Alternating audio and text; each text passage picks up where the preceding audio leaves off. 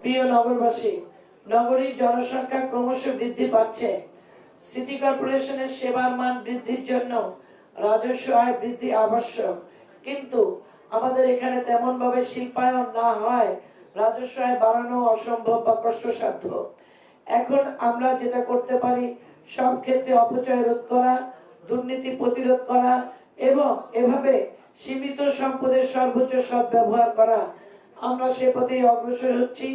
আশা করছি কর্পোরেশনের উল্লেখযোগ্য পরিমাণ অর্থ সাশ্রয় থাকবে এবং কর বৃদ্ধি না হলেও নগরবাসী পূর্বের তুলনায় অনেক বেশি নাগরিক সুবিধা লাভ করবেন।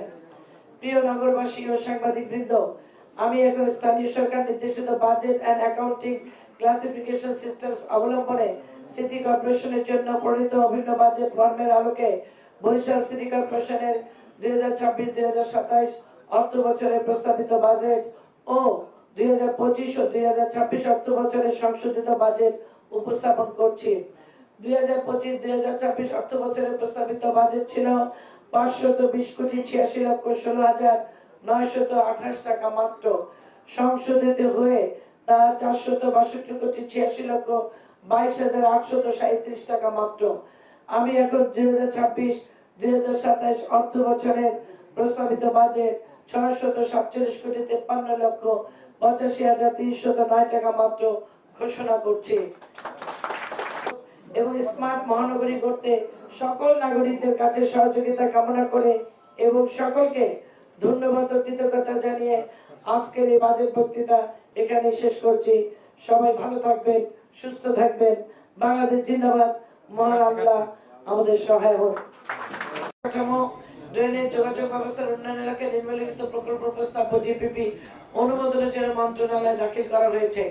বরিশাল সিটি কর্পোরেশন বিভিন্ন খাল সম্প্রসারণের পার সংরক্ষণ, পুনরুদ্ধার, পুনঃখনন প্রকল্প ব্যয় 769,40,40 লক্ষ টাকা মাত্র। বরিশাল সিটি কর্পোরেশন এলাকায় কীর্তনকলা সার্ভিস ওয়াটার ট্রিটমেন্ট প্ল্যান্ট নির্মাণ প্রকল্প ব্যয় 48,82,68,000 টাকা মাত্র। বরিশাল সিটি কর্পোরেশন কর্তৃক বাস্তবায়নের জন্য বরিশাল সিটি কর্পোরেশন জন্য 15 তলা নগর ভবন থেকে বেসমেন্ট সহ নির্মাণ প্রকল্প 195,69 লক্ষ টাকা, 69,14,000 টাকা মাত্র। ইনশাআল্লাহ এটাও হয়ে যাবে আমাদের খুব শীঘ্রই। বরিশাল শহরের জলবায়ু পরিবর্তন অভিযোজিত নগর উন্নয়ন প্রোগ্রাম দ্বিতীয় পর্যায়ে প্রকল্প ব্যয় 309,16,29,000 টাকা মাত্র। বরিশাল সিটি কর্পোরেশন এলাকায় 3টি ফুট ওভারব্রিজ ও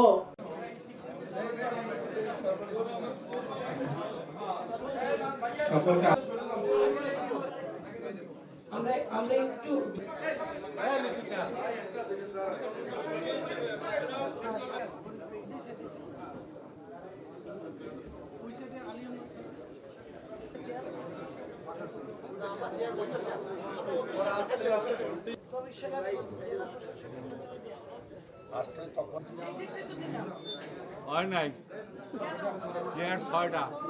যাইও না, কেউ যাইও না।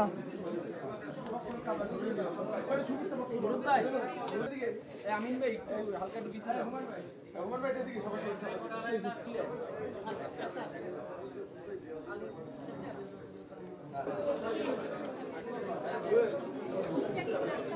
এই শুনুন,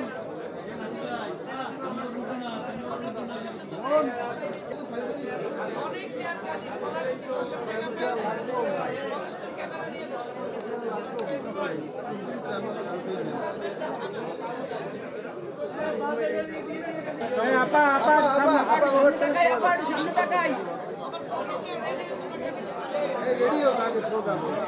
রেজাউল বারী স্যার আমাদের সাথে আছেন, পত্র কার্যালয়ের কর্মকর্তাবৃন্দ, নগরীর সুশীল সমাজের প্রতিনিধিবৃন্দ, নাগরিক বৃন্দ এবং সিটি কর্পোরেশনের